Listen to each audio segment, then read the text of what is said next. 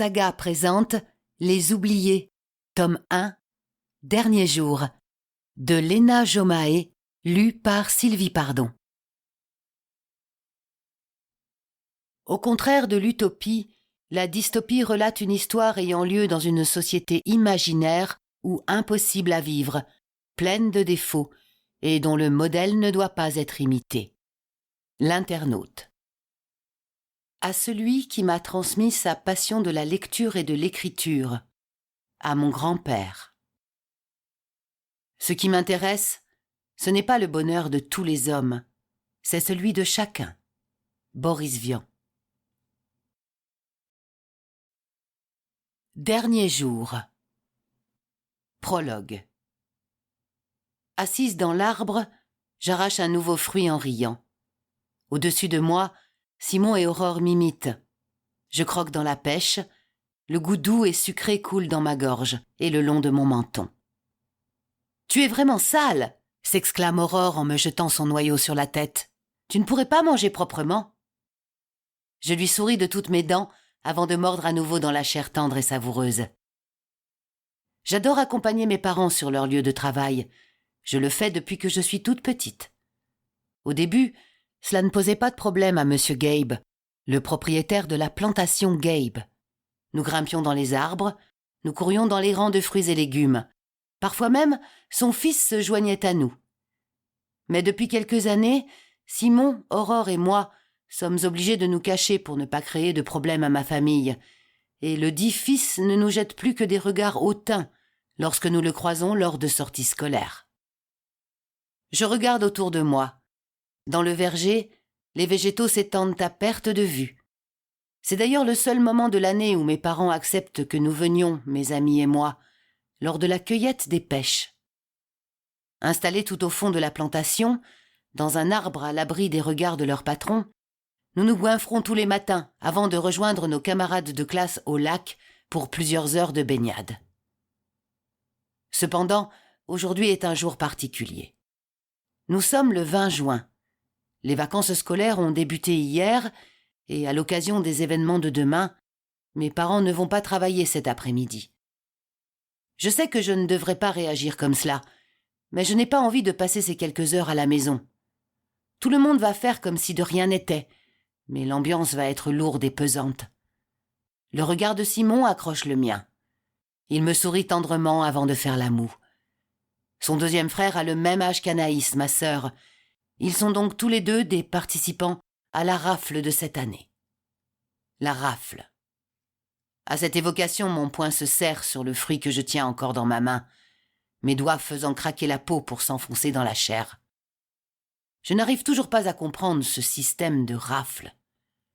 Pourquoi est-ce que nous ne pourrions pas nous-mêmes choisir ce que nous voulons faire, comme dans l'ancien monde ? D'après nos leçons, à l'époque, les enfants allaient à l'école, suivaient les études qu'ils désiraient, et ensuite pratiquaient un métier qui leur convenait à eux. Mais aujourd'hui, tout est différent. Le regard perdu sur mes parents qui travaillent au ramassage des fruits, je me demande si c'est ce qu'ils auraient choisi s'ils en avaient eu la possibilité. N'auraient-ils pas préféré une autre profession, vivre dans une autre ville ? Je secoue la tête au moment où Aurore pose sa main sur mon bras. Je sais à quoi tu penses, ma chérie, mais tu sais que nous n'avons pas le choix. Il faut que tu arrêtes de te torturer avec tout ça. Je hausse les épaules. Je déteste entendre ce genre de raisonnement. Aurore a beau être ma meilleure amie, je ne peux tolérer un tel discours. Pourquoi accepter les rafles sans maudire ? La réponse s'impose à moi, par peur de l'exclusion. Je me prends à haïr cet ancien monde qui a tout détruit et qui nous a menés là. Si seulement les choses s'étaient passées autrement. Les rafles ont vu le jour après la 4e guerre mondiale, qui a eu lieu en l'an 2048 de l'ancienne ère. À l'époque, l'économie mondiale était au bord du précipice. Les différends entre les pays avaient dégénéré et la guerre était devenue inévitable. Elle ne dura que quelques semaines, mais fut dévastatrice. Les armes nucléaires ravagèrent la planète et firent des milliards de morts. Quand il n'y eut plus personne pour combattre, et plus d'économie à redresser, la guerre cessa, laissant derrière elle d'énormes cicatrices. Les survivants du monde entier s'unirent pour former le nouvel ordre mondial, le NOM. Ils se regroupèrent sous des coupoles les protégeant de la pollution extérieure. Afin de marquer la rupture avec l'ancien monde, nos dirigeants décidèrent de repartir de zéro, et donc, l'année qui suivit la fin de la guerre fut considérée comme l'an 1. Nos livres d'histoire appellent la période d'après-guerre le chaos. Le monde manquait cruellement d'adultes, la plupart étant morts au combat. Pour se procurer de la main-d'œuvre et des têtes pensantes, les plus influents mirent en place les rafles. Pendant une dizaine d'années, des adolescents furent enlevés afin de passer des tests pour ensuite être dirigés vers un métier ou une formation. Par la suite, le NOM légalisa les rafles, rendant obligatoires les tests pour tous les adolescents de 16 ans. Le terme de rafle est resté, bien qu'il n'y ait plus d'enlèvement à proprement parler. Les plus qualifiés se rendent dans des instituts pour être formés, deviennent la nouvelle élite ou de nouveaux patrons. Ils sont les grands. Les moins qualifiés, les ouvriers, se voient imposer un métier en fonction de leurs aptitudes et sont envoyés dans la ville correspondant au travail qu'ils vont exercer toute leur vie. La troisième catégorie, les oubliés, est plus récente, à peine une vingtaine d'années. Nous ne savons rien d'eux. Ils disparaissent à la fin des tests et leurs familles n'ont plus jamais de leurs nouvelles. Selon certains bruits, ils seraient également placés dans des instituts sous haute protection et n'en sortiraient jamais. Ma mère nous interpelle, me tirant de mes pensées. « On rentre, les enfants. Faites le tour par les champs, puis la forêt. On se rejoint à la maison. » Je lève la tête vers le ciel. Le soleil est déjà haut. Il ne doit pas être loin de midi. Simon et Aurore descendent en premier. Puis Simon tend les bras pour m'aider. Je grogne en acceptant son concours. Si seulement la nature se décidait à me faire grandir un peu. Il me pose au sol, face à ma mère qui me lance un petit sourire forcé. Ses traits sont tirés. Tout dans sa façon de se tenir, de nous regarder, crie sa tristesse face aux événements de demain. Un peu en retrait derrière elle, je vois que mon père n'est pas mieux. Ils font bonne figure devant ma sœur depuis plusieurs semaines, mais ne se rendent pas compte à quel point ils laissent transparaître leur désarroi le reste du temps. Je lui rends son sourire, essayant d'enfouir mes sentiments au plus profond de mon cœur. Entre mes parents qui sont tristes de laisser partir Anaïs et elle qui a peur du résultat des tests, cela fait bientôt 2 mois que je passe mon temps à rassurer les uns et les autres, tout en cachant mes propres peurs et angoisses. « À tout à l'heure, maman. On se dépêche. Promis. » Elle acquiesce avant de tourner le dos et de partir en compagnie de mon père vers l'entrée de la plantation pour recevoir son bon de travail. Ce bon, distribué à chaque jour travaillé, sert à se nourrir, se vêtir et à acquérir tout ce dont une famille d'ouvriers peut avoir besoin, c'est-à-dire pas grand-chose. La seule chose que j'aimerais vraiment avoir, c'est une navette pour pouvoir nous déplacer et, pourquoi pas, partir visiter d'autres villes du Nouveau Monde. Mais il faudrait que mes parents économisent, au bas mot, 1 an de bons de travail, avant de pouvoir envisager de s'en offrir une d'occasion. Simon et moi prenons la route du retour en traînant les pieds. Aurore, comme à son habitude, tente de nous divertir. Elle déteste nous voir tristes, mais aujourd'hui, toutes ses blagues tombent à plat. Finalement, elle soupire et se tait. Nous traversons le bois qui mène au lac, en silence. Alors que nous ne l'avons pas encore atteint, les premiers cris des adolescents qui s'ébrouent dans l'eau nous parviennent. Je les envie d'être là aujourd'hui. J'aurais également aimé terminer la journée ainsi, à m'amuser avec mes amis et à nager longuement sous la chaleur du soleil. Aurore me saisit la main alors que nous débouchons sur le rivage. Je sais qu'elle voudrait la même chose que moi, mais je sais aussi qu'elle ne viendrait pas sans nous, sa moitié blonde et sa moitié brune. Simon se tourne vers nous. Promettez-moi que dans 2 ans, nous viendrons passer notre 20 juin ici. Je n'ai pas envie de passer la veille de ma rafle à la maison, à attendre et à voir mes parents se morfondre. » Aurore applaudit ces paroles. « Quelle bonne idée!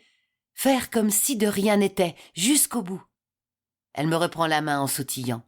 « Allez, Eléa, dis que t'es d'accord. Si nous ne sommes pas tous les 3 pour ce dernier jour, ce ne sera pas pareil. » Je leur souris en les regardant tour à tour. « C'est un pacte alors ?» Ils acquiescent en chœur, dans l'attente de ma réponse. « Génial, je suis 100% d'accord. C'est une super idée. Faire comme si de rien n'était, jusqu'au bout. »« Parole d'inséparable ?» demande Simon. « Parole d'inséparable !» nous esclaffons-nous. Le cœur un peu plus léger, nous reprenons notre route en direction de la rue des Orangers. Lorsque j'arrive chez moi, je croise Lana qui en repart les yeux rouges et boursouflés. Lana est la meilleure amie d'Anaïs. Elles se connaissent depuis bientôt 10 ans et passent beaucoup de temps ensemble. Je la serre dans mes bras. « Tu vas voir, je suis certaine que tout va bien se passer, » tentai-je pour la rassurer. Elle pince les lèvres en acquiesçant, puis me tourne le dos pour continuer sa route sans ajouter un mot. Dans la maison, le rez-de-chaussée est vide. Mes parents ne sont pas encore rentrés et apparemment, Anaïs s'est retranchée à l'étage. Je grimpe les marches 2 par 2 et me laisse guider par les sanglots. Je la trouve assise par terre, dans la salle de bain, une trousse de toilette entre les mains. Je m'accroupis à ses côtés, lui enlève délicatement la trousse et la prends dans mes bras.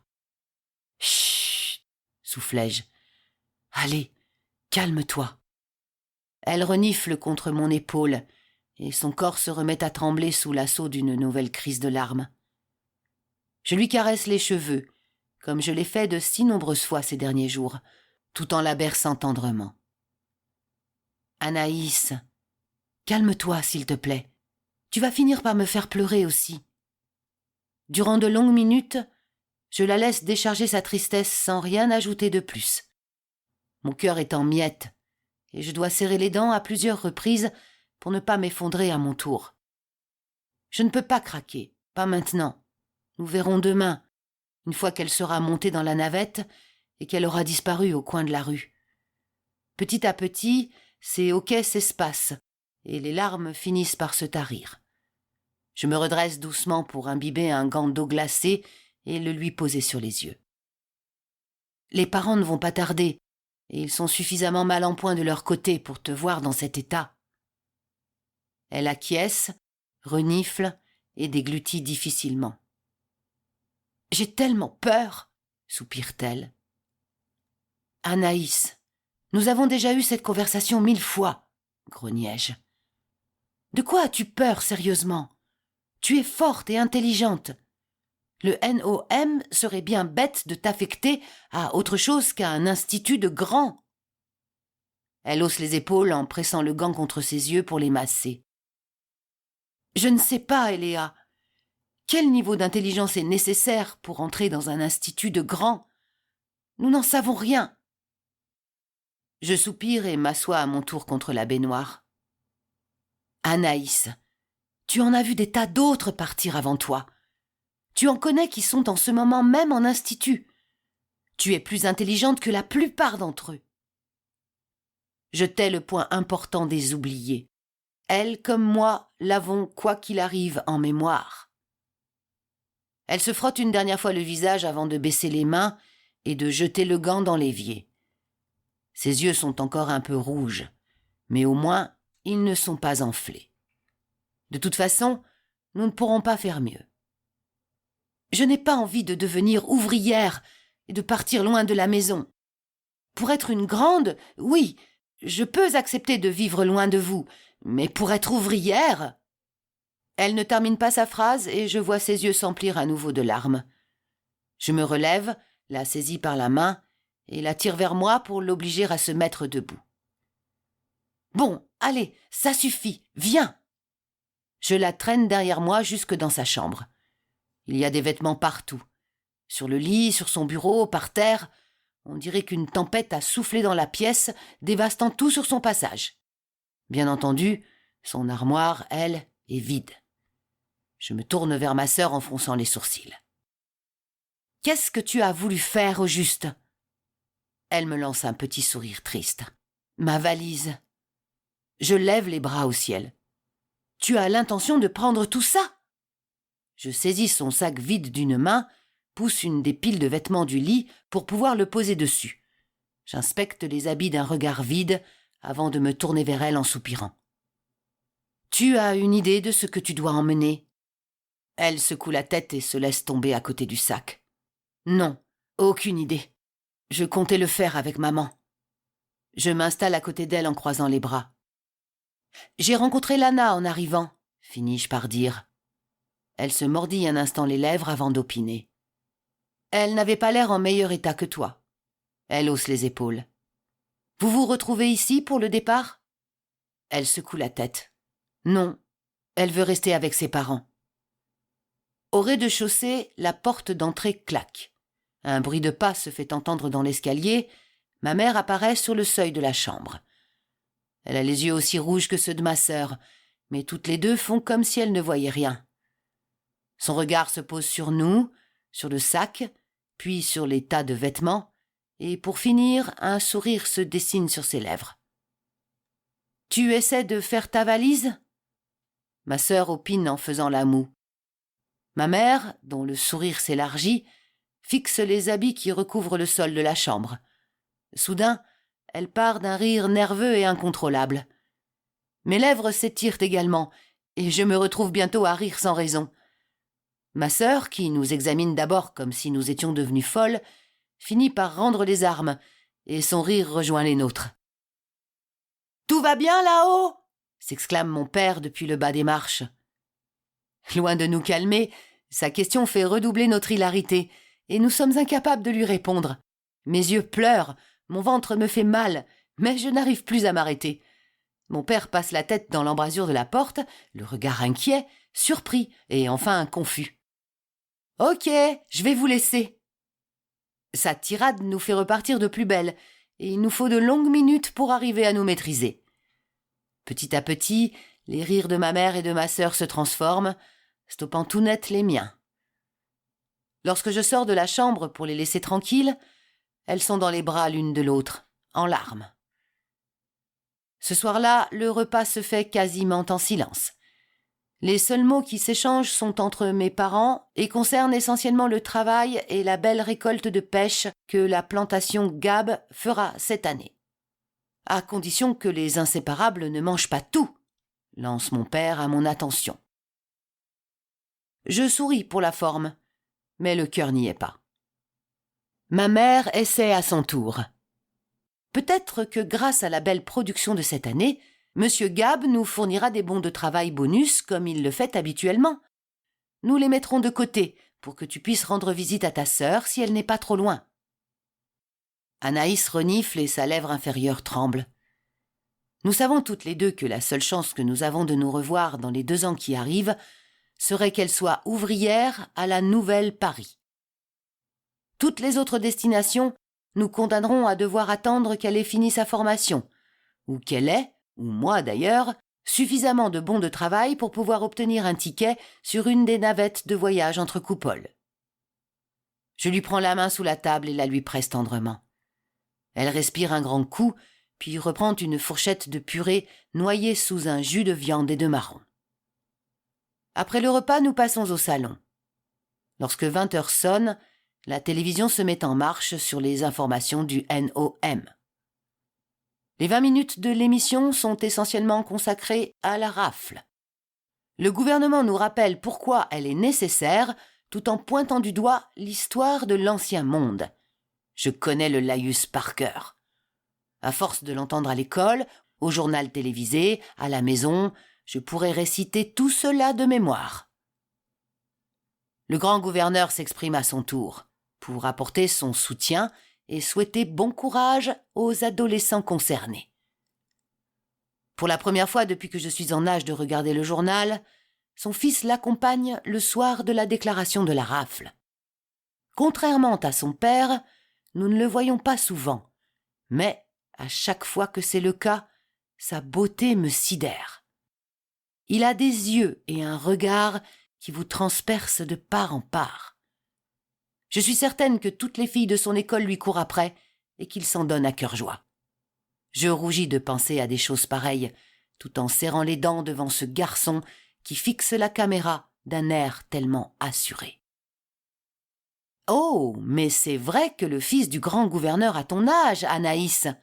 s'exclame maman. « Lui aussi va devoir dire au revoir à ses parents demain. » Je lève les yeux au ciel, comme si son père allait le laisser partir loin de lui. Le journal se termine sur la traditionnelle devise du NOM, ordre, obéissance, sécurité. 3 mots qui m'horripilent. La télé s'éteint et nous restons encore une petite heure à discuter ou à nous taire avant de regagner nos chambres. Alors que je suis sur le point de me mettre au lit, on frappe à ma porte. Je n'ai pas le temps de répondre qu'elle s'entr'ouvre. « Eléa, je peux dormir avec toi ?» Anaïs se tient sur le palier en chemise de nuit. J'acquiesce en souriant.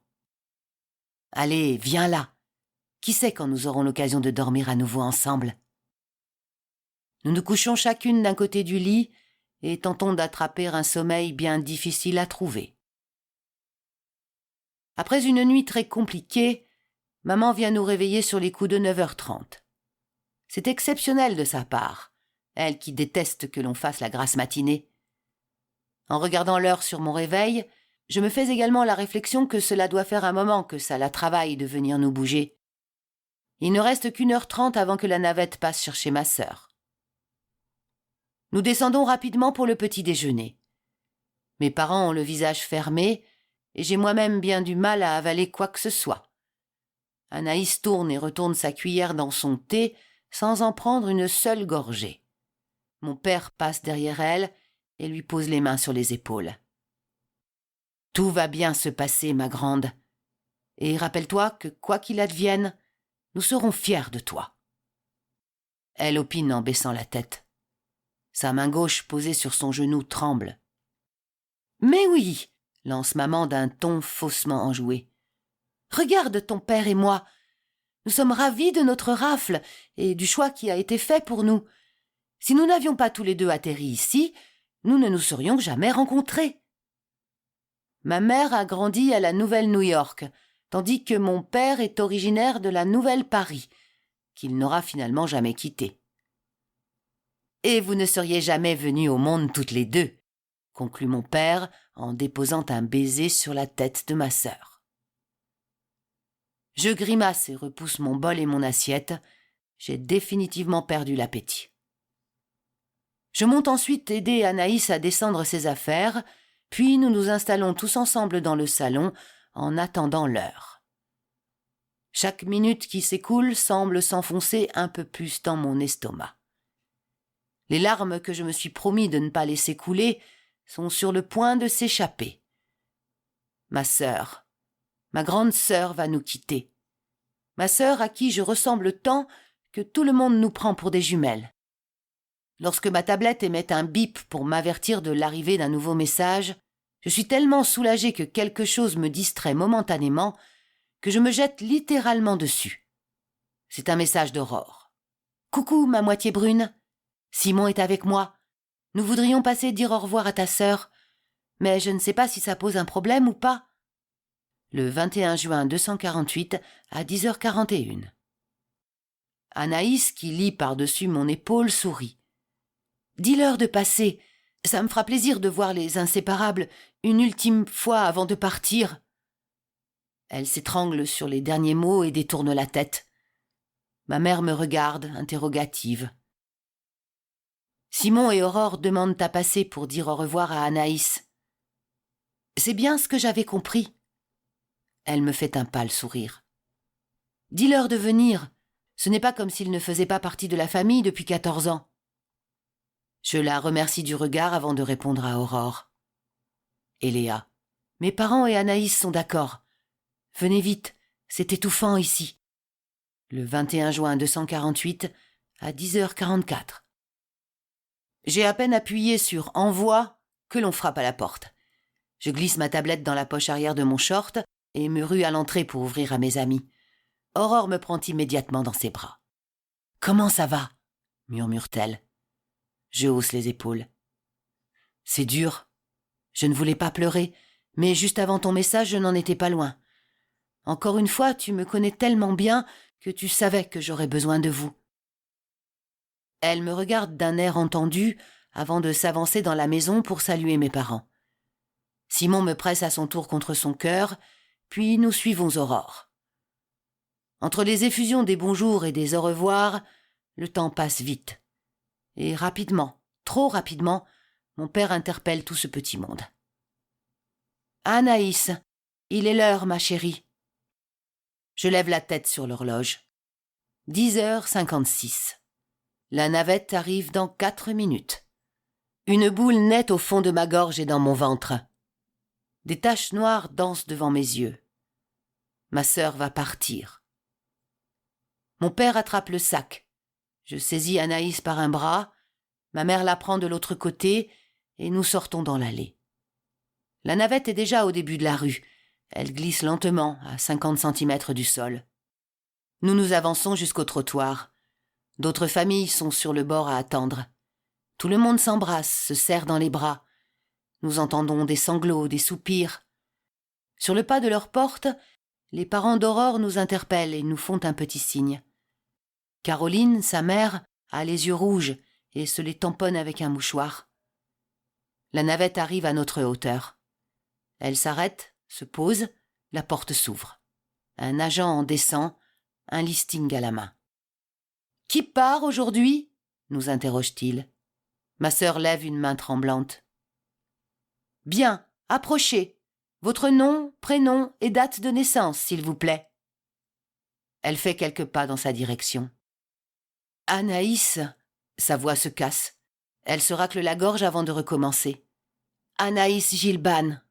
Je suis née le 17 janvier 232. » L'agent cherche dans sa liste avant de s'arrêter sur le nom de ma sœur et de cocher la case en face de son nom. « Bien, dites au revoir, prenez vos affaires et grimpez. » Je le trouve froid, cruel, indifférent. Il pose sur nous un regard dénué de toute émotion, comme si tout cela n'était rien. Anaïs s'approche de moi et m'étreint. « Je t'envoie un com ce soir pour te dire où je suis, » souffle-t-elle. La gorge serrée, j'acquiesce. Elle me pose une main sur la joue. « Fais attention à toi, et surtout, amuse-toi, » conclut-elle. Je lui souris. Elle fait un pas en arrière, mais je ne veux pas la laisser partir. Je la rattrape par la main pour la serrer à nouveau contre moi. « Je t'aime, Anaïs, » murmurai-je dans un sanglot. Elle pince ses lèvres tremblantes avant de répondre. « Je t'aime aussi, petite sœur. » Je ne peux pas tenir ma promesse plus longtemps. J'explose en larmes et Anaïs me laisse dans les bras d'Aurore pour s'approcher de mes parents. Mon père la serre longuement contre lui. Il a les traits tirés, mais il reste digne. Ma mère fond en larmes dès que ma sœur se tourne vers elle. Elles restent accrochées l'une à l'autre, le corps secoué de sanglots durant quelques secondes. Trop longue apparemment au goût de l'agent. « Il faut y aller maintenant, mademoiselle Gilban. Vous n'êtes pas la seule à partir aujourd'hui. » Ma sœur s'arrache de l'étreinte de ma mère. Elle acquiesce en reniflant et en s'essuyant les yeux.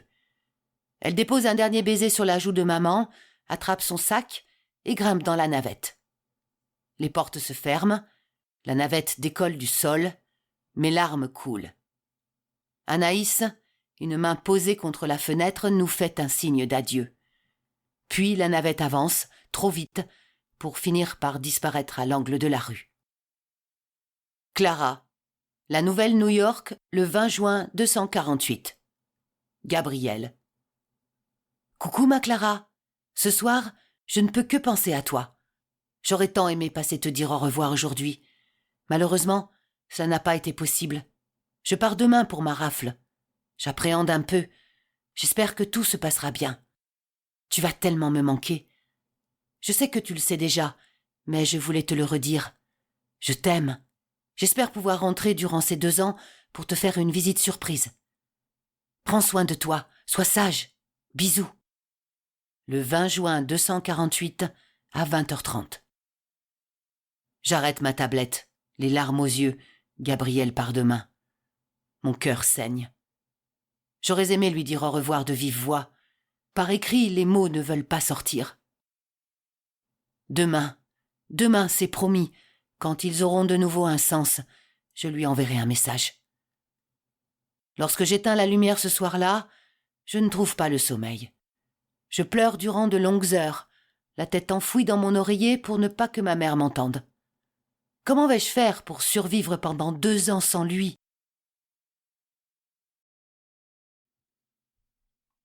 Chapitre 1. Je sors de l'eau et secoue la tête pour décoller les boucles brunes plaquées sur mes joues. Derrière moi, noyé au milieu des cris des autres adolescents qui s'amusent, j'entends Aurore et Simon qui s'éclaboussent en riant. Nous sommes le 20 juin de l'an 250. C'est le premier jour des vacances et, comme tous les ans, nous avons tenu à fêter cela en pique-niquant au bord du lac. La journée touche à sa fin, le soleil baisse à l'horizon, l'endroit est magnifique. Le lac est tellement immense que je n'en distingue pas l'autre rive. Il est bordé d'arbres luxuriants, le tapis d'herbe qui l'entoure est parsemé de fleurs de toutes les couleurs. J'ai un pincement au cœur en me disant que, dans le passé, de nombreux animaux devaient vivre en liberté ici. Aujourd'hui, il n'y en a plus un seul. Je m'allonge sur ma serviette et regarde le ciel azur au-dessus de moi.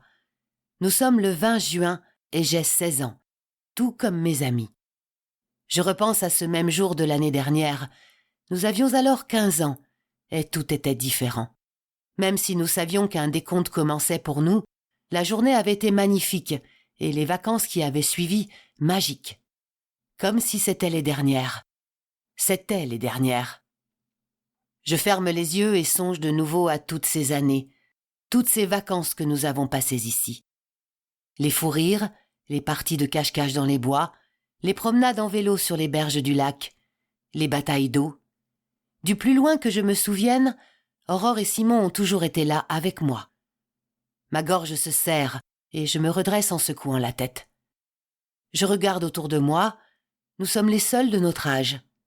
Tous les autres adolescents présents ont 15 ans ou moins. Depuis ce matin que nous sommes arrivés, ils nous jettent de petits regards en coin. Si les autres ont préféré rester en famille, Simon, Aurore et moi, nous étions promis de faire comme d'habitude, jusqu'au dernier moment. « Eléa, qu'est-ce que tu fais ?» me crie Aurore en me tirant de ma rêverie. « Je prends le soleil avant qu'il ne se couche. » Elle sort de l'eau avec Simon et ils me rejoignent sur leur serviette. Aurore est ma meilleure amie. Nous nous connaissons depuis notre naissance. Nous avons seulement quelques jours d'écart et nos parents sont voisins. Nous avons donc pratiquement grandi ensemble. C'est la plus belle et la plus intelligente des filles que j'ai jamais rencontrées. Elle est grande, élancée, ses cheveux couleur de feu donnent de la profondeur à son regard d'émeraude et sa peau laiteuse est parfaite, sans tache ni cicatrice. Il faut dire qu'elle y fait très attention et s'enduit régulièrement le corps de crème à base d'aloès que sa mère prépare elle-même afin de la protéger du soleil. Notre seule rivalité était sur le plan scolaire, mais elle finissait toujours par gagner. Mes yeux glissent sur Simon, mon meilleur ami. Aurore et moi l'avons rencontré dès nos premières années d'école et nous l'avons tout de suite adopté. Il est grand, blond, les yeux marrons et, ces derniers temps, une certaine musculature commence à apparaître sur son corps, plus tout à fait enfantin. Il était loin d'être le plus bête en classe, même si, bien souvent, il se contentait d'en faire un minimum. Nos copains ont pris l'habitude de nous appeler les 3 inséparables. Aurore la rousse, Simon le blond, et moi, Eléa, la brune aux yeux bleu nuit. Nous avons toujours été dans la même classe, nous avons passé toutes nos récréations et toutes nos vacances ensemble. Nous avons toujours tout partagé, les joies comme les peines et les doutes. Ce sont mes moitiés. Sur le plan physique, pourtant, nous sommes très différents. Je suis plus petite qu'Aurore et plus maigrichonne aussi. Là où ma meilleure amie commence à avoir des formes féminines, moi, je ressemble encore à une enfant de 14 ans. Mais je ne me plains pas. Plutôt sportive, ma taille et mon poids sont un avantage certain dans bien des situations. Simon soupire et nous regarde. « Que faisons-nous? Vous voulez rentrer ?»« Attends encore un peu, » répond Aurore. « Le soleil commence à peine à baisser. Nous avons le temps. »« Oui, mais mes parents organisent une soirée avec toute la famille pour l'occasion. Je ne voudrais pas faire attendre tout le monde. »« Pareil pour moi, » dis-je. « Même Anaïs a fait le déplacement. » Aurore se retourne vers moi. « Quoi? Ta sœur est là et tu ne m'as rien dit ?» Je soupire. Elle me manque tellement depuis qu'elle est partie que je n'aime pas spécialement partager nos conversations. Et puis, ce n'est pas comme si j'allais pouvoir la cacher. Tu aurais fini par la croiser. Elle devait arriver ce matin. Je pensais qu'elle viendrait nous rejoindre pour se baigner. Anaïs, la dernière fois que je l'ai vue, c'était il y a 2 ans, l'année de ses 16 ans, le 21 juin. Penser à elle me ramène à demain, à notre 21 juin, et je vois dans les yeux de mes amis que leurs pensées ont suivi le même cheminement. « Allez, dis-je en tapant dans mes mains, rangeons nos affaires et rentrons chez nous. Aurore, si tu veux, passe à la maison un moment. Tu pourras voir Anaïs et la brutir de questions sur sa vie dans la nouvelle Tokyo. Je pourrais aussi lui poser des questions sur... Non, tu sais qu'il n'en parle pas, l'interrompis-je. Que personne n'en parle jamais. Aujourd'hui encore moins que d'habitude. Et puis, pour dire quoi? Ajoute Simon. Anaïs fait partie des grands maintenant. Et tout ce qu'elle a vécu pendant 2 ans est classé confidentiel. Elle en a fait le serment. Je sais bien, répond Aurore en faisant la moue. Mais j'ai tellement envie d'en apprendre plus. J'ai horreur de cet inconnu qui plane sur nous. Je lui prends la main avec tendresse. Nous en sommes tous au même point, Aurore. Nous avons tous peur. Simon passe son bras autour de ses épaules. Oui, et puis nous serons ensemble, le trio inséparable. Rien ne pourra nous arriver. À nous 3, nous sommes invincibles. Rappelle-toi toutes ces batailles gagnées dans la cour de récré. Aurore le regarde et un petit sourire se dessine sur son visage. Elle se dresse sur la pointe des pieds et lui plante un bisou sur la joue. Puis elle se penche vers moi et me prend dans ses bras. Vous avez raison, mes moitiés, nous sommes inséparables et rien ne peut nous arriver. Allons-y, il est temps que j'aille affronter la peine de mes parents. Chacun de nous finit de ranger ses affaires en silence, puis nous enfourchons nos vélos. Le retour se fait dans le calme, nous sommes perdus dans nos pensées. J'en profite pour laisser mon regard se perdre sur notre quartier, l'endroit que je connais le mieux, celui où j'ai grandi, où mes amis et moi avons passé tellement de bons moments. La nouvelle Paris. La ville n'est pas tout à fait située à l'emplacement du Paris du passé, mais plutôt à sa périphérie, et elle est totalement différente de l'ancienne. De taille modeste, elle se compose exclusivement de maisons. Les bâtiments plus imposants appartiennent au gouvernement ou aux propriétaires de plantations. Tous les quartiers sont arborés et fleuris. Les rues sont propres, rien ne dépasse. Nous posons un pied-à-terre devant la maison de Simon, première bâtisse de la rue des Orangers. Plusieurs navettes sont garées devant. Ses parents ont effectivement convié toute la famille. À peine nous sommes-nous arrêtés que sa mère ouvre la porte d'entrée. « Simon, te voilà enfin! Ça fait déjà 1 heure que tout le monde est arrivé. » Ses yeux sont rouges et elle tient un mouchoir en papier à la main. La soirée ne va pas être facile. Aurore et moi embrassons Simon, chacune sur une joue, puis je le prends dans mes bras un petit moment en murmurant. « À demain, Simon. Salue tes parents pour moi et dis-leur que j'espère les revoir bientôt. Dis à ta mère que ces biscuits vont terriblement me manquer. » Quand je recule, j'ai les larmes aux yeux et Simon aussi. Lorsqu'Aurore s'approche de lui à son tour, les siens brillent aussi plus qu'à l'accoutumée. Nous nous étions promis de ne pas pleurer et d'être forts. Nous n'allons donc pas commencer maintenant. Je prends une profonde respiration et remonte sur mon vélo. Aurore fait de même et Simon se retourne vers nous une dernière fois. « À demain, mes moitiés! À demain pour notre grand jour !» Aurore et moi continuons en silence jusqu'au numéro 43 et 44 de la rue des Orangers. Je jette mon vélo sur la pelouse devant chez moi et me précipite dans les bras de mon amie. « À demain, Aurore. Promets-moi d'être forte ce soir. Promets-moi de ne pas craquer. » « C'est promis, Eléa. De toute façon, Je ne peux pas craquer devant eux. » J'entends sa voix qui se casse sur ces dernières paroles, puis elle reprend. « Je suis leur fille unique. Ça va être horrible. »« Je sais, ma belle, » dis-je en lui caressant les cheveux. « Je sais, mais tout va bien se passer, tu vas voir. Tu es belle et tu es intelligente. Tout ne peut que bien se passer. » Elle respire un grand coup, recule et me serre les mains. « Et toi, ça va aller ?» Je fais un geste évasif pour balayer ses inquiétudes. « Bouf, tu sais, je suis persuadée que les conversations de la soirée vont tourner autour de la vie d'Anaïs. Anaïs, la nouvelle grande. Anaïs, la première grande de la famille. Anaïs envoyée dans la nouvelle Tokyo pour y travailler sur les nanotechnologies. Je ne vais même pas avoir le temps de penser à tout ça.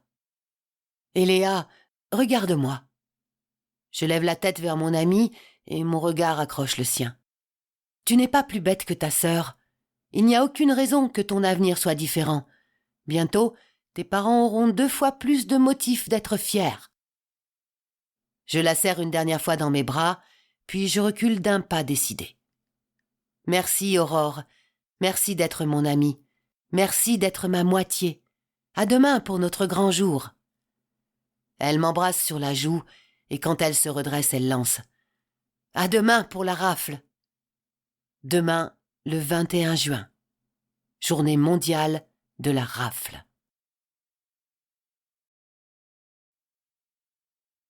Chapitre 2. Au moment où je pose la main sur la poignée de la porte, je repense à la rafle de ma sœur. Jusqu'à il y a 2 ans, dans ma famille, il n'y avait que des ouvriers, jamais un grand, et aucun oublié. Mais, depuis, il y a eu ma sœur. Anaïs, la grande. Mes parents ont beau me dire qu'ils seront fiers de moi quoi qu'il arrive, je sais qu'au fond d'eux, ils espèrent pour moi le même avenir qu'elle. Après avoir passé 2 ans à l'Institut de formation en nanotechnologie à la Nouvelle Tokyo, elle aura, dès la semaine prochaine, un poste de chercheuse au sein d'une équipe qui travaille sur le développement d'une molécule qui pourrait rendre de nouveau viable toute notre atmosphère. Moi, je n'en demande pas tant. Je préférerais effectivement être dans un institut de grands, pour que ma famille soit fière et pour être avec Aurore qui, j'en suis certaine, en fera partie. Mais si je dois être ouvrière, cela me convient aussi. Tout me va. La seule chose que je désire, c'est de pouvoir rester en contact avec mes parents. L'image de Lana, la meilleure amie d'Anaïs, me traverse l'esprit, mais je secoue la tête pour la chasser. Ce n'est pas le moment de penser à ça. À peine entrée, ma mère me tombe dessus. « Tu n'aurais pas pu rentrer plus tôt ? Cela fait déjà 5 heures que ta sœur t'attend. Elle n'a pas fait tout ce voyage pour ne te voir qu'en coup de vent. »« Non, maman, Anaïs a fait le voyage parce que demain c'est le jour de la rafle et que c'est peut-être la dernière occasion pour elle de me voir. » Papa intervient. « Et Léa, ne parle pas comme ça à ta mère. Mais qu'est-ce qui ne tourne pas rond dans ta tête en ce moment ? Nous avons tous vécu une rafle, nous savons ce que c'est. Ce n'est pas une raison pour être désagréable. » Pour le coup, je crierais bien encore plus fort quand je me souviens comment tout le monde a vécu la rafle de ma sœur. Anaïs semble d'ailleurs du même avis que moi. « Papa, maman, laissez-la un peu tranquille. Je me rappelle dans quel état j'étais il y a 2 ans. » Elle se glisse sous le bras de mon père qui s'est appuyé sur le chambranle de la porte du salon et s'approche de moi. Elle ouvre ses bras et je me jette dedans. Que c'est bon de la revoir ici, à la maison, avec nous. C'est à ce moment que je m'aperçois à quel point elle m'a manqué et que les coms journaliers que nous échangeons ne sont pas suffisants. Doucement, elle chuchote à mon oreille. « J'aurais bien aimé vous rejoindre au lac, mais ces 2-là sont intarissables. Ils savent que je n'ai pas le droit de raconter quoi que ce soit de précis, mais ils s'obstinent à me poser 10 000 questions. » Je pouffe discrètement contre son épaule. La période où nous faisions tourner nos parents en bourrique me revient en mémoire d'un seul coup. « C'est bon de te voir, Anaïs, ça me fait vraiment du bien. »« Moi aussi, petite sœur. Je suis heureuse d'être là, mais dis-moi, comment vont les inséparables ?» Je lève les yeux au ciel. « Oh, eux, ils vont bien. Tu sais, tant que nous sommes tous les 3, nous allons toujours bien. » Maman me tape sur l'épaule. « Allez, les filles, allons au salon, histoire de passer un peu de temps en famille. » Alors que papa et maman entrent dans le salon, Anaïs se tourne vers moi et fait semblant de s'étrangler en tirant la langue. Je recommence à rire. Maman continue. « Et Léa, pour ta dernière soirée parmi nous, nous avons prévu ton menu préféré. Rôti de veau aux châtaignes, gratin de pommes de terre au fromage et tarte aux myrtilles. »« Ça me donne faim tout ça !» pouffai-je. Anaïs, qui me regarde avec de grands yeux innocents, me donne encore plus envie de rire. « Ça fait plaisir de voir que vous êtes toujours aussi complices, les filles, » lance papa. « Même si, comme d'habitude, c'est à nos dépens. » Anaïs et moi éclatons de rire en même temps et il nous faut bien 5 minutes pour nous calmer. Les sourcils froncés de maman ne nous sont d'ailleurs pas d'une grande aide. Le reste de la soirée se déroule en douceur. Anaïs nous relate brièvement ce qu'elle peut nous raconter sur les 2 ans qui se sont écoulés. Je lui parle des cours et lui donne des nouvelles des personnes qu'elle connaît. Elle nous décrit la nouvelle vie de certaines de ses amies avec lesquelles elle est toujours en contact depuis leur rafle, mais bien vite, son regard se perd dans le vide, et je suppose qu'elle songe à Lana, sa meilleure amie, une oubliée. Pour donner le change, papa et maman lui expliquent les nouveaux procédés qu'ils utilisent dans les champs d'arbres fruitiers de la ville afin d'en augmenter le rendement. Nous attaquons le dîner avec beaucoup de plaisir. Comme d'habitude, c'est un délice. Maman est un vrai cordon bleu. J'apprécie d'autant plus que ce sont mes plats préférés et que je ne sais pas quand j'aurai l'occasion d'y goûter à nouveau.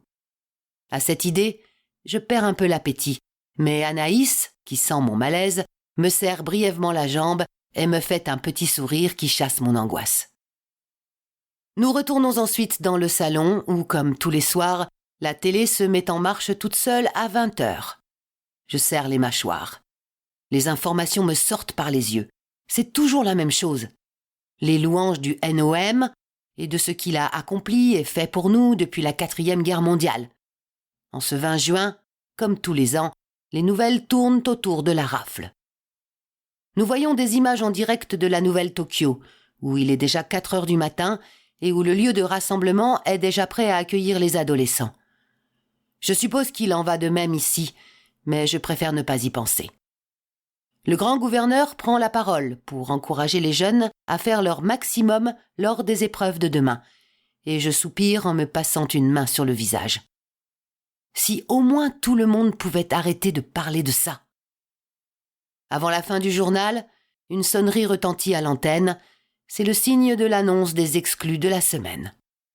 Tous les mercredis soirs, le NOM fait connaître l'identité des citoyens n'ayant pas respecté les règles et qui sont, de ce fait, exclus des coupoles. Nous n'en avions pas eu depuis plusieurs semaines. La liste de noms défile, suivie de la ville et du motif d'exclusion, et ça me fait froid dans le dos. Je ne les lis même pas, cela me rend malade. 10 en tout et pour tout. 10 de personnes qui ont été chassées et qui ont certainement péri dans d'atroces souffrances. Voilà comment le NOM nous rappelle qu'il est important de suivre le règlement. Je serre les poings pour m'obliger à me taire. Mes parents n'aiment pas quand je commente ce genre d'événement, et je n'ai pas envie de me fâcher avec eux ce soir. La télé s'éteint. Tout le monde reste silencieux. Je remarque à ce moment qu'Anaïs a glissé sa main dans la mienne et tente de m'apaiser en me massant la paume. Je lui presse les doigts pour la remercier. Finalement, nos parents se lèvent et, après nous avoir embrassés, vont se coucher, nous laissant seuls dans le salon, devant le téléviseur noir. Je m'allonge sur le canapé, la tête posée sur les genoux d'Anaïs et, comme lorsque nous étions enfants, elle se met à fredonner en me caressant les cheveux. Je ferme les paupières et me laisse aller à cet instant de plénitude totale. Au bout d'un moment, j'ouvre les yeux et la regarde. « Anaïs ?» Je la sors de sa rêverie. « Eléa, qu'est-ce qu'il y a ? Tu ne veux pas dormir avec moi cette nuit, comme lorsque nous étions petites ? Très bonne idée, ma puce. Nous rattraperons un peu le temps perdu. Je suis vraiment contente que tu sois là. Te voir en chair et en os me rassure par rapport à demain. Tu n'as pas de crainte à avoir, Eléa. Tu es intelligente. Il n'y a aucune raison pour que cela se passe mal. Je suis convaincue que dès demain soir, tu pourras envoyer un com à papa et maman pour leur annoncer que tu es dans un institut de grands. Lequel, je ne sais pas. Seuls les tests le diront. Mais tu n'es pas une ouvrière. Et encore moins... Elle ne termine pas sa phrase, mais je comprends. Ces paroles m'apaisent, et je me sens totalement détendue pour la première fois de la journée. Anaïs bâille à s'en décrocher la mâchoire. « Allons au lit, je suis épuisée. J'ai pris une navette très tôt ce matin pour venir, et il faut que tu sois en forme pour demain. » Je la suis docilement à l'étage. Nous passons chacune notre tour dans la salle de bain, et nous retrouvons toutes les deux couchées dans mon grand lit, dans la fraîcheur de la climatisation. « J'avais presque oublié ce que c'était d'avoir chaud, » me dit-elle au bout d'un moment. « À la Nouvelle-Tokyo, nous ne vivons pratiquement pas dehors. L'air n'y est pas aussi pur qu'ici. Du coup, tout se fait dans des bâtiments immenses. Nous nous déplaçons par les sous-sols. Si nous voulons aller dans la rue, il nous faut un respirateur spécial pour nous protéger de la pollution. Ainsi, je ne sors quasiment jamais. » « Mais c'est l'horreur! J'espère qu'on ne m'enverra pas à la Nouvelle-Tokyo. J'aime trop me promener dehors, aller au lac, marcher dans les rues, regarder le soleil se lever et se coucher. Tu sais, ma belle, dans les années qui viennent, tu n'auras plus vraiment le temps de faire tout ça. Donc, peu importe que tu puisses sortir ou pas. Moi, je trouve que c'est important, ne serait-ce que de pouvoir ouvrir une fenêtre et de sentir la chaleur du soleil sur ma peau. Ça me manquerait terriblement. Tu t'y feras. De toute façon, tu n'auras pas le choix. Alors, c'est vrai ? Je me tourne vers elle et la regarde dans les yeux, la tête appuyée sur ma main. Nous n'avons vraiment pas le choix, hein ? Non, Eléa, nous n'avons pas le choix. Tu passes les tests, ils te disent ce que tu vas faire, te mettent dans une navette et tu pars. Mais, et les oubliés ? Aucun d'entre eux tente de faire quelque chose ? Ils se laissent faire docilement ? Demain, tu comprendras, Eléa. Demain. Je ne peux vraiment pas t'en raconter plus. En expliquant ça, elle fouille la pièce des yeux comme si elle cherchait quelque chose. Je regarde également, mais je ne vois pas ce qu'elle pense trouver. Elle me prend alors dans ses bras, approche sa bouche de mon oreille et chuchote. « Promets-moi, Eléa, promets-moi que quel que soit le verdict de demain, tu ne feras rien, tu ne tenteras rien. » Je me recule et m'exclame. « Quoi ? Mais qu'est-ce que... » Elle colle sa main sur ma bouche. « Chut !» me dit-elle à l'oreille. « Ne parle pas si fort. » Je me mets donc à chuchoter comme elle. « Mais qu'est-ce que tu racontes ? » Les choses ont changé, Eléa. Depuis l'époque de papa et maman, les rafles ont évolué. Il y a eu des soulèvements dont nous n'avons pas entendu parler. Au moment de certaines rafles, des oubliés ont voulu s'enfuir. Certains grands et ouvriers ont essayé de les aider. Ils ont été tués, Eléa. Alors, promets-moi de ne rien faire, même si ça dégénère. Quoi ? Mais quoi ? Comment es-tu au courant ? J'ai eu des contacts et les bruits courent vite. Une fois que tu fais partie des grands, les gens ne font plus forcément attention à ce qu'ils disent devant toi. Tu n'as pas promis, Eléa. Promets-moi. C'est promis, Anaïs. Je ne tenterai rien si, demain, il y a un soulèvement. Même s'il arrive quelque chose à Simon ou à Aurore ? Non. Non, Anaïs, ça, je ne peux pas te le promettre. Elle me prend par les épaules et me secoue légèrement. Tu le dois, Eléa. Je ne veux pas qu'il t'arrive quoi que ce soit. Fais-moi confiance et promets-moi. Très bien, dis-je. C'est promis. Je ne tenterai rien. Merci, Eléa. Et n'oublie pas, je t'ai simplement dit de ne rien tenter demain. Bonne nuit, Anaïs. Je repose ma tête sur l'oreiller et me blottis derrière elle, en chien de fusil. Elle attrape la main que j'ai passée sur son ventre et entrelace ses doigts aux miens. Nous nous endormons ainsi, sans un mot de plus.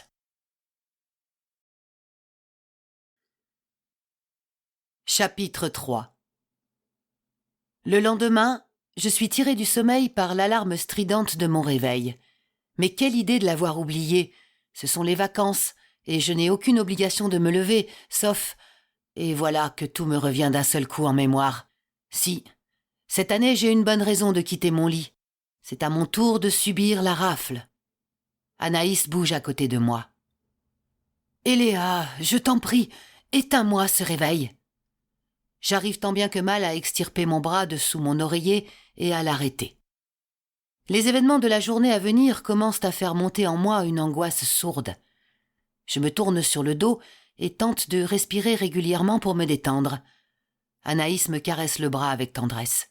« Calme-toi, ma chérie, tu vas voir, tout se passera bien. »« C'est facile, » murmurai-je les larmes aux yeux. « Pour toi, c'est fini, et maintenant tu as une bonne place. Mais moi, je pars vers l'inconnu, Anaïs. Et si je disparaissais à tout jamais ? » « Je te promets que cela n'arrivera pas, Eléa. Si je te dis que ça va aller, c'est que je le sais. Allez, bouge-toi un peu, ajoute-t-elle en me donnant une tape sur les fesses. Ce n'est pas le moment de traîner. Tu as encore beaucoup à faire avant de partir. Sur ce, elle se lève et arrache les draps du lit en riant. Debout, feignante, c'est fini les grasses matinées maintenant. Tu vas devenir une adulte, et les adultes, ça se lève tôt. Je grogne pour la forme, mais finis par m'asseoir au bord du lit. Anaïs, à propos d'hier soir... Quoi hier soir ? Nous avons passé une bonne soirée en famille, puis, toi et moi, nous avons discuté jusqu'à tomber de sommeil. Il n'y a rien à dire de plus. Je la fixe, les sourcils relevés, en signe d'interrogation. Mais, pas de mais, mademoiselle. Et maintenant, file à la salle de bain. Je descends préparer le petit déjeuner. Je me lève, la regarde une dernière fois, pour bien lui faire entendre que je ne comprends rien à son comportement, et me rends à la salle de bain. Pendant que je prends ma douche, je m'interroge sur tout ce que cela signifie. J'ai du mal à me rappeler toute la conversation que nous avons eue hier soir. Pourquoi ai-je mal interprété ces messes basses ? Après tout, j'étais très fatiguée, elle aussi, et on ne peut pas dire que les événements à venir m'aident à rester rationnelle. Je décide de ne plus y penser pour le moment, et en me maquillant, je focalise mon attention sur ce qui m'attend aujourd'hui. Depuis qu'Anaïs a vécu sa propre rafle, je m'interroge beaucoup sur ce système. Le sujet a été abordé à diverses reprises en classe, pour parvenir à la même conclusion, nous ne pouvons pas faire autrement. L'organisation de l'ancien monde l'a conduite à sa perte. Malgré tout, mes doutes subsistent, et je suis bien souvent en colère contre ce fonctionnement qui ne nous laisse aucune alternative. C'est perdu dans mes pensées que je m'installe à la table du petit déjeuner. Anaïs bavarde gaiement de la pluie et du beau temps, mais je l'écoute distraitement. « Bonjour les filles !» s'exclame maman en entrant dans la cuisine. « Ne fais pas attention, maman. Eléa n'est pas vraiment avec nous ce matin. »« Eléa, tu pourrais tout de même répondre à ta mère !» s'insurge mon père, qui la suit de près. Il se penche au-dessus de ma sœur et l'embrasse sur le haut de la tête. « Tu as bien dormi, ma grande ?»« Oui, j'ai dormi avec Eléa, comme au bon vieux temps. »« Eléa, reprend mon père, comment te sens-tu ce matin ?» Il vient vers moi et m'embrasse à mon tour sur la joue. Toujours perdu dans mes sombres pensées, je ne prends pas la peine de répondre. « Eléa, tu pourrais au moins faire semblant d'être un peu parmi nous. Je sais que la journée ne va pas être facile. Nous sommes aussi très tristes de te voir partir. Mais justement, profitons de ces derniers moments ensemble. » Je sens que la voix de ma mère tremble un peu. Je relève la tête et les regarde tour à tour. « Je suis désolée, marmonnai-je. Je m'interroge beaucoup ce matin. Mais vous avez raison, ne gâchons pas ces derniers instants. »« Sur quoi est-ce que tu t'interroges, chérie ?» me questionne mon père. Je me demandais à quoi ressemblait la vie dans l'ancien monde, quand les adolescents de mon âge avaient le choix de leur avenir, quand tout n'était pas déjà écrit et qu'ils étaient libres de choisir la voie qu'ils voulaient. « Eléa, me lance ma mère, nous ne pouvons pas répondre à cette question. En revanche, nous savons tous comment cela a fini. Le nouveau monde en garde encore des cicatrices 250 ans après. » Je soupire. « Je sais, maman, je sais tout ça. On nous l'a expliqué maintes et maintes fois en classe ou à la télé. Mais je ne peux pas m'empêcher de penser qu'eux, au moins, étaient libres et personne ne disparaissait sans raison. » « Non, personne ne disparaissait sans raison, effectivement, » rétorque mon père. Mais des milliards de gens sont morts à cause de leur comportement égoïste et opportuniste. Je ne pense pas que ce soit le meilleur exemple à suivre. Très bien, dis-je en me levant d'un seul coup. Laissez tomber. De toute façon, vous ne comprenez rien. Je n'ai plus faim. Vous pouvez finir votre petit déjeuner dans la bonne humeur. Je me tourne sur le pas de la porte pour terminer. Il y a 2 ans, vous sembliez beaucoup plus attristé, mais je ne dois pas avoir la même importance à vos yeux. Je sors de la cuisine comme une folle, monte l'escalier en courant et m'enferme dans ma chambre en claquant la porte. Je me jette sur mon lit et me mets à hurler, la tête dans l'oreiller pour étouffer le son. Je trouve ça tellement injuste, et mes parents à qui tout paraît normal. C'est à croire qu'on leur lave le cerveau pendant les tests pour qu'ils disent tous la même chose. La colère et l'injustice m'asphyxient, et mon cri se termine dans les larmes. Je pleure pendant un moment. Je pensais qu'Anaïs me suivrait, mais elle a dû décider de rester en bas avec nos parents pour les consoler du comportement irrationnel de leur méchante petite fille. Dans le fond, je sais que je suis injuste avec elle, mais je préférerais qu'elle soit là, à mes côtés, à me soutenir, plutôt qu'en bas avec eux. En agissant ainsi, j'ai l'impression qu'elle me montre qu'elle est de leur côté et surtout qu'elle est d'accord avec eux. C'est pourtant moi qui l'ai épaulée des nuits entières il y a 2 ans au moment de sa rafle, qui l'ai écoutée pleurer pendant des heures ou me tenir le même discours que moi aujourd'hui. En revanche, elle, c'est indéniable, n'en a jamais parlé à papa et maman. Elle avait bien trop peur de les décevoir. J'essuie mes dernières larmes d'un geste rageur et m'assois sur le lit. J'attrape ma tablette posée sur la table de nuit pour consulter mes messages. J'en ai 2 de Simon et 1 d'Aurore. Simon. Coucou, ma moitié brune. Alors, comment se passent ces retrouvailles avec ta sœur? Elle est toujours aussi belle? Le 20 juin 250 à 20h43. Simon. Bon, pas eu de réponse à mon message d'hier soir. Je suppose que si tu n'as pas eu le temps de les regarder, c'est que tout allait bien. On fait comment aujourd'hui? On se retrouve tous devant chez vous pour monter ensemble dans la navette? Le 21 juin 250 à 9h18. Aurore. Hey, ma chérie, comment ça va ce matin? Je viens d'avoir un com de Simon. Il veut que l'on se retrouve ici pour monter tous les 3 ensemble dans la navette. Ça te convient? Moi, je t'avoue que ça me rassurerait de vous avoir tous les 2 avec moi. Le 21 juin 250 à 9h22. Je regarde sur le réveil. Il est 9h25. Ils doivent être connectés. Et Léa à Simon et Aurore. Coucou mes moitiés. Pour commencer, Simon, je t'interdis de tourner autour de ma sœur. Grrr. Ensuite, bien sûr, mes amours, qu'on va se retrouver ici pour monter tous ensemble dans la navette. Aujourd'hui, plus que n'importe quel autre jour, nous devons rester unis. Le 21 juin 250 à 9h26. Les lyres me redonnent le sourire. Au moment où je vais éteindre ma tablette, elle bip pour m'indiquer l'arrivée d'un nouveau message. Simon. Génial, à tout à l'heure alors, on sera là vers 11h. Et au fait, désolé pour ta sœur, mais tu sais bien que j'ai toujours été secrètement amoureux d'elle. Le 21 juin 250 à 9h27. Je souris et secoue la tête. C'est vrai que Simon a toujours eu un faible pour Anaïs. À une époque, il n'arrivait même pas à parler devant elle sans bégayer tant il était impressionné. Il me reste 1h30 pour boucler mes affaires. Il faut que je m'active si je veux être dans les temps. Au moment où j'ouvre mon armoire, quelqu'un gratte à ma porte. « Entre !»« C'est moi, Eléa.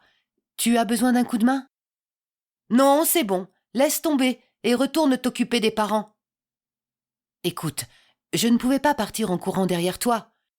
Non, mais franchement, je suis censée être devenue adulte. Ça aurait eu l'air de quoi? Et puis, papa et maman sont assez secoués comme ça. Donc je les ai rassurés un peu et me voilà. Non, mais tu joues à quoi, là, Anaïs? M'emportai-je. Il y a 2 ans, tu avais les mêmes interrogations que moi. Je t'ai consolé des nuits entières. Hier soir, tu me tenais un discours que je ne suis même pas sûre d'avoir saisi. Et aujourd'hui, tu me dis que tu es adulte et que tu dois agir en tant que tel. Je suis désolée, Mais je ne comprends rien. Chut, parle moins fort, ils vont nous entendre, dit-elle en regardant partout. Bizarrement, je ne suis pas certaine qu'elle fasse allusion à nos parents. Je la trouve de plus en plus étrange. Je secoue la tête. Très bien, si tu veux m'aider, aide-moi. Mais s'il te plaît, évitons de parler de tout ça. Je préfère encore penser à autre chose. Pas de problème. Contentons-nous de faire tes valises. J'attrape un grand sac dans mon placard et le pose sur mon lit, comme Anaïs 2 ans plus tôt. De toute façon, je n'ai pas grand-chose à emporter.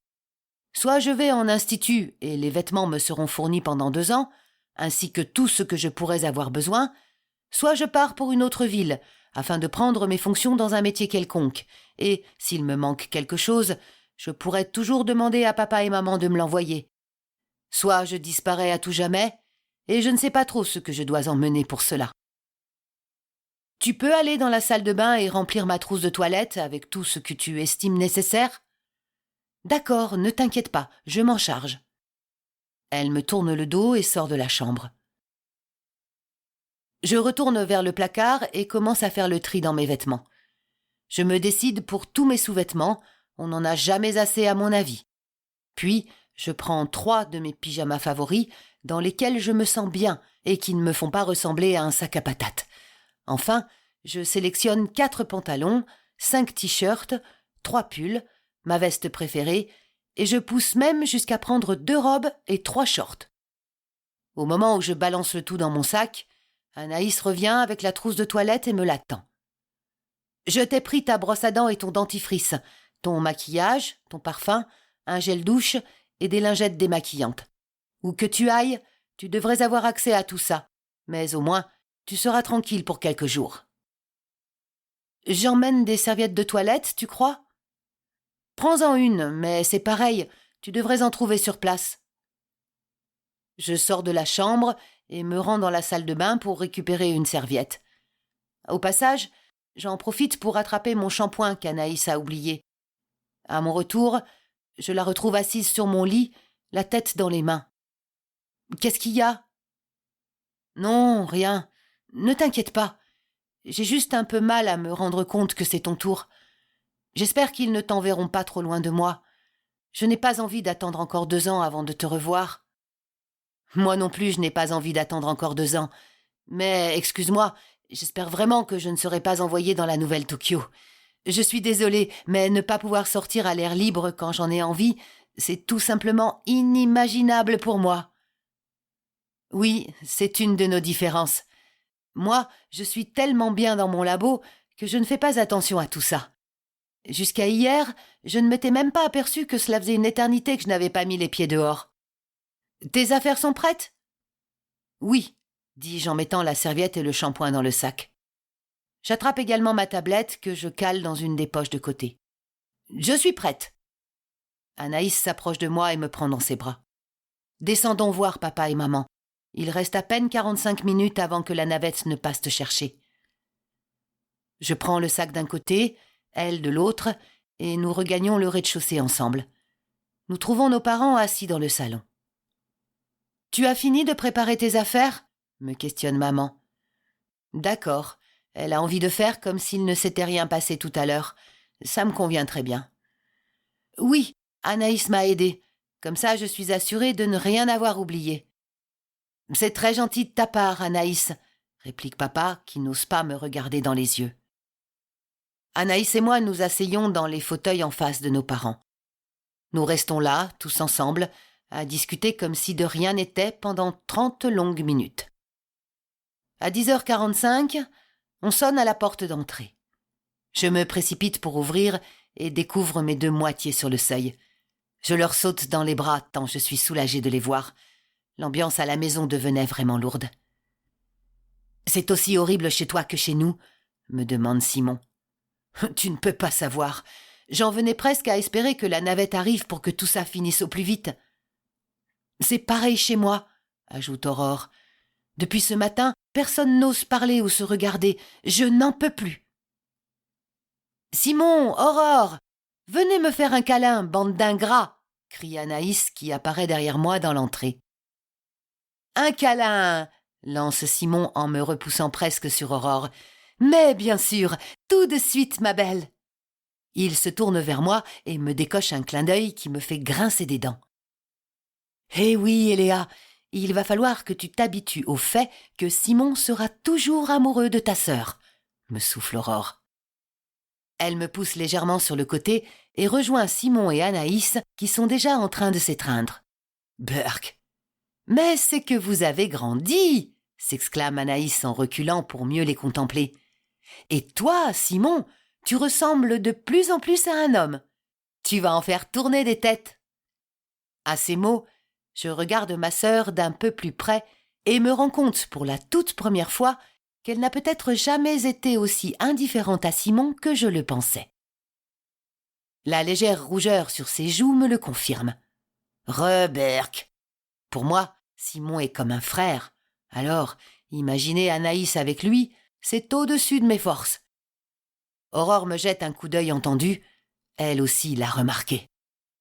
Je me demande bien où va nous mener toute cette histoire. Je n'ai pas le temps d'y penser plus longtemps. Depuis le trottoir, j'entends la mère de Simon.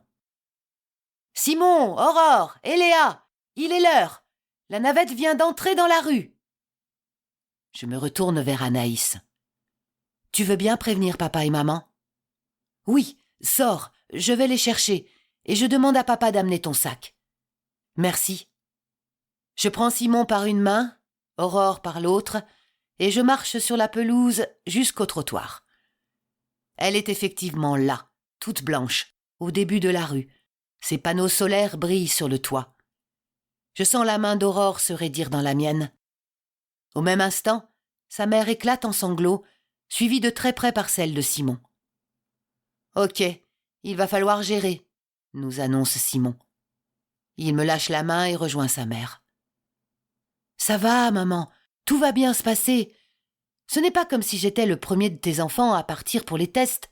Il y en a eu 2 avant moi, je te rappelle. »« Je sais, mon Simon, mais tu es le dernier. Oh, j'ai tellement peur. » À ces mots, les larmes de la mère d'Aurore redoublent d'intensité. Elle s'est réfugiée dans les bras de son mari pour ne pas que nous la voyions, mais les bruits qu'elle aimait me suffisent. Aurore s'approche de sa mère à son tour. « Allez, maman, sois forte, ou je vais pleurer aussi, et avec mes moitiés, nous nous sommes promis d'être forts. Alors arrête, s'il te plaît. » Sa mère s'arrache de l'étreinte de son mari et se jette dans ceux d'Aurore. « Ma fille, ils vont emmener ma fille. Je ne vais pas le supporter. Henri, est-ce que nous ne pourrions pas la cacher ?» hoquette-t-elle en se tournant vers son mari. « Chérie, voyons, fais attention à ce que tu dis. Tu sais bien qu'il est impossible de cacher un adolescent qui atteint 16 ans. Cela ferait de nous des hors-la-loi. Nous sommes de bons citoyens. Nous faisons notre devoir. »« Mais, Henri, que va-t-il lui arriver ?»« Mais rien, maman. Tout va bien se passer pour moi. Tu verras, » la rassure Aurore. « Dès ce soir, je vais t'envoyer un com pour m'extasier sur la nouvelle vie qui m'attend. » « Elle a raison, » continue ma mère qui arrive derrière moi. « Caroline, regarde-moi. Tu vois, Anaïs est là. Elle a eu ses tests il y a 2 ans, et elle est là. Elle va bien. Rappelle-toi notre rafle. Tout s'est bien passé. Alors, pourquoi voudrais-tu que ce soit différent pour nos enfants ?»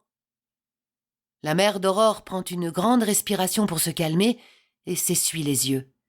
« Oui, vous avez raison.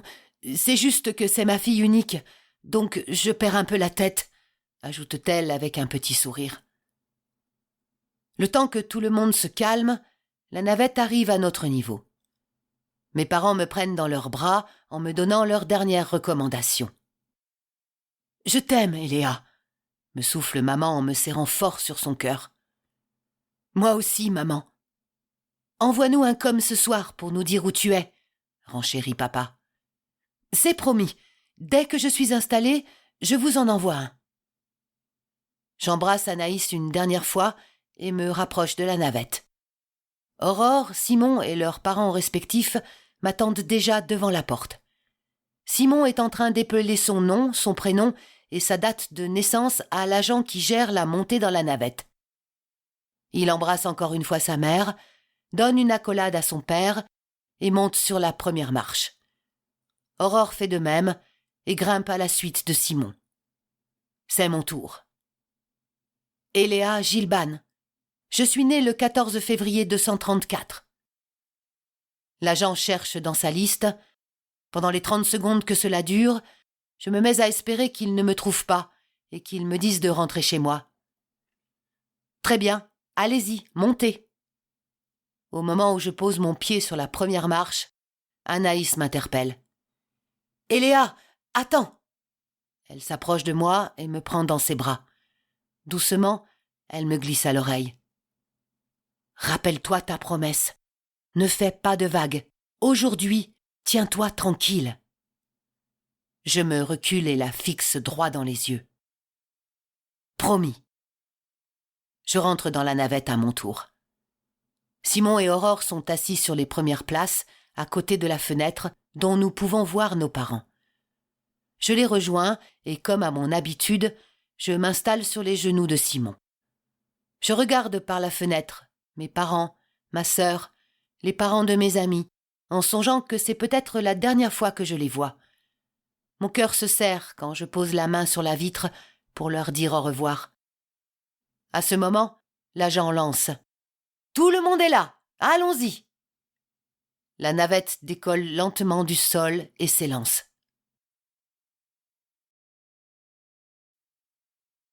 Chapitre 4. Le trajet jusqu'au centre de test n'a rien de nouveau pour nous. Il est proche de notre école. Nous empruntons donc le chemin habituel. Même route, même navette, mêmes adolescents. La plupart des jeunes habitent mon quartier et vont au cours avec moi. En revanche, il y règne un silence inhabituel. Aujourd'hui, pas de plaisanterie, pas de farce, pas de potin. Les traits sont tirés et les yeux rouges. Je repère cette garce de Félicia dans le fond. Elle tient une photo dans une main, un mouchoir dans l'autre, et n'arrête pas de pleurer. Jérémie, son petit copain depuis 2 ans, est assis à côté d'elle et essaie de la rassurer. Voilà l'une des raisons qui m'ont poussé à ne jamais répondre aux avances des garçons jusqu'à présent. Le jour de la rafle, vous avez 90% de chances d'être séparés. Je reporte mon attention sur l'extérieur. Ici, toutes les rues et toutes les maisons se ressemblent. C'est comme cela que la plupart des nouvelles villes ont été reconstruites. Des quartiers pour les ouvriers, d'autres pour les grands. À la Nouvelle Paris, les ouvriers ont tous la même maison blanche, la même pelouse, avec la même boîte aux lettres rouge devant. À la Nouvelle Tokyo, le principe est identique, mais dans des immeubles. La Nouvelle New York est un mélange des deux. En revanche, je ne connais pas grand-chose des autres villes qui existent dans le monde. Il faut dire que nous évitons un maximum d'y penser avant nos 16 ans. Ça nous rappelle trop que, à un moment donné, nous allons devoir partir et que nous n'aurons pas le choix. Mon regard est attiré par un symbole gravé dans le plastique sous la fenêtre. « Hé, regardez, c'est notre navette scolaire !» dis-je en caressant le dessin. « Oui, j'avais vu », répond Aurore en l'effleurant à son tour. Simon se contente de me serrer un peu plus fort contre lui. Ce symbole représente le S de Simon, le A de Aurore et le E de Eléa. Nous l'avons gravé un peu partout dans la ville. Dans cette navette, il a toujours eu sa place. Chaque année, la société de transport changeait la plaque en plastique pendant les congés, et chaque année, on gravait à nouveau le symbole de notre amitié au même endroit. Jusqu'au jour où ils ont abandonné, et cela doit faire maintenant 3 ans que nos initiales trônent à côté de nos sièges attitrés. J'imagine qu'il va disparaître durant les prochaines vacances.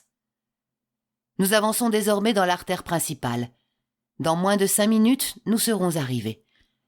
Je sens que la pression monte d'un cran dans la navette, et Aurore, qui était très calme jusqu'à présent, m'agrippe la main, manquant de la broyer.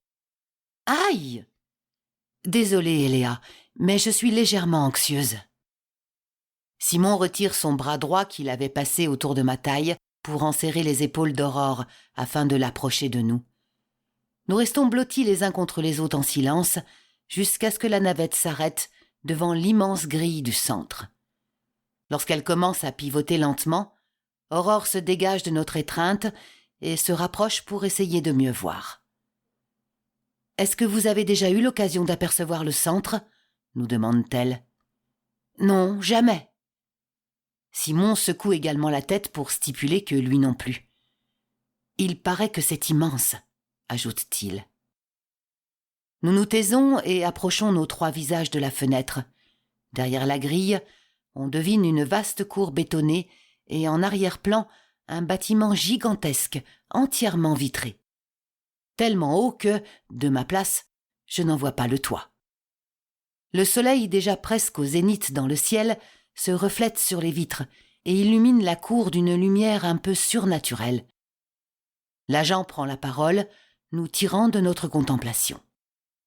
« Jeunes gens, nous sommes arrivés au centre où vous allez effectuer vos tests.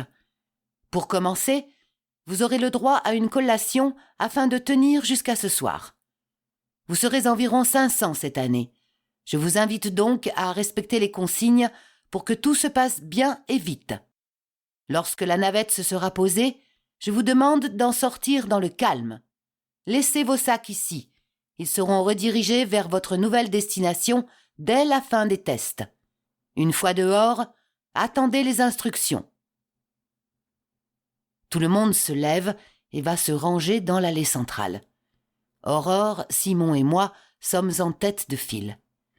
Dès que la navette est arrêtée, les portes s'ouvrent. Je prends une grande inspiration et descends dans la cour. Alors que Simon et Aurore me rejoignent, je m'avance un peu pour regarder autour de moi. Plusieurs navettes sont posées un peu plus loin. Des adolescents en sortent également. Je reconnais quelques visages et leur fais un signe. « Venez tous par là !» nous interpelle une jeune femme, un micro-amplificateur à la main. « Approchez-vous et écoutez bien, que je n'ai pas besoin de répéter. » Une vague de jeunes de notre âge se rapproche de l'escalier en haut duquel elle se tient. Au milieu de toute cette foule, j'ai un peu l'impression d'étouffer.